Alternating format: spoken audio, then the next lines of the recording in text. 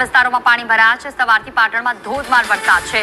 સવારે કામ પર જતા લોકોને હાલાકી સર્જાઈ છે। જિલ્લામાં છેલ્લા ઘણા સમયથી મેઘરાજા હાથ તાળી આપી રહ્યા હતા, પરંતુ જુલાઈના અંતમાં છેલ્લા 2 દિવસથી સમગ્ર જિલ્લામાં મેઘરાજા મન મૂકીને વરસી રહ્યા છે। અવિરત વરસાદને લઈને પાટણ શહેરના શીડિયા દરવાજા વિસ્તારમાં વરસાદી પાણી ફરી વળતા લોકોને તેમજ વાહન ચાલકોને ભારે હાલાકીનો સામનો કરવાનો વારો આવ્યો છે।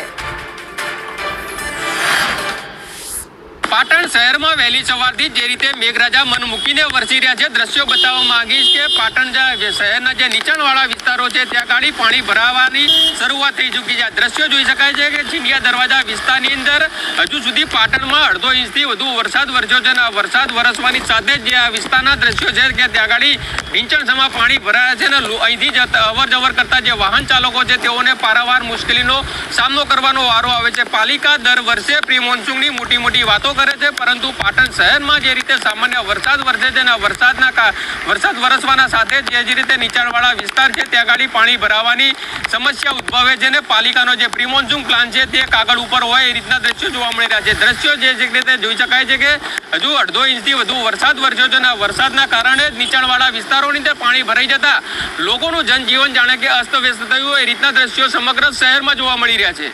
ભરત પ્રજાપતિ, સંદેશ ન્યૂઝ, પાટણ।